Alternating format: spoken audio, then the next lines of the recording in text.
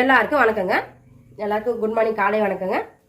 இப்போ வந்து நான் எங்கே போகிறேன்னா ஹாஸ்பிட்டலுக்கு தாங்க போகிறேன். எனக்கு கொஞ்சம் உடம்பு சரியில்லை சொல்லியிருந்த பாருங்க. ஒரு 4-5 மாதத்துக்கு முன்னாடி உடம்பு சரியில்லை தான். அப்பப்போ கால் வலி வந்துனே இருக்கும். ஹாஸ்பிட்டல் போய் மாதம் மாத்திரை வாங்கி சாப்பிட்டா மட்டும்தான் கால் வலி நல்லா இருக்குது, நல்லா நடக்க முடியுது. இல்லை ரொம்ப நடக்க முடியாது, கால் வலிக்கும். அதனால கொஞ்சம் சுகர் கொஞ்சம் அதிகமாக இருந்ததுங்க. இப்போ ஹாஸ்பிட்டல் போய் பார்த்த பிறகு சுகர் வந்து நார்மல் வந்துச்சு. அது வரைக்கும் சந்தோஷங்க. சுகர் வந்து போன டைம் ரொம்ப கம்மியாக இருந்தது. மாத்திரை போடலாமா வேணாமான்னு சொல்லிட்டு இந்த மாதம் சொல்கிறேன்னு சொன்னாங்க ரெகுலராக.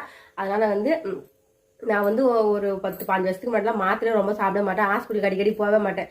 எங்கள் வீட்டுக்காரர் வந்து ஊருங்களில் வந்து வருவாங்கல்ல, சின்ன சின்ன ஹாஸ்பிட்டலேருந்து டாக்டருங்களாம், அவங்க கிட்ட ஊசி போட சொன்னா கூட மாத்திரை வாங்கி கொடுத்தா நான் போடவே மாட்டேன். ஐயோ மாத்திரைலாம் எம்பிபிஎஸ் படிச்சு கிட்ட மட்டும் தான் மாத்திரை வாங்கி போடணும், அவங்க கிட்ட மட்டும் தான் வாங்கணும், ஏன்னா கவர்மெண்ட் ஆஸ்பத்திரியில் தான் பார்க்கணும். அதுமாரி வந்து தனியாக வந்து வரங்கிட்ட மாத்திரை வாங்கி சாப்பிட மாட்டேன்னு சொல்லிட்டு என்னென்ன ரூல்ஸ் எல்லாம் பேசுவேன். அந்த அளவு ஊசிலாம் போட மாட்டேன். ஆனால் இப்போ டெய்லியும் மாத்திரை ஊசி போடுற நிலைமை வரல, டெய்லியும் மாத்திரை போகிற நிலைமை தான் வந்துக்குது. அதனால் ரொம்ப மனசு ரொம்ப கஷ்டமாக இருக்குது.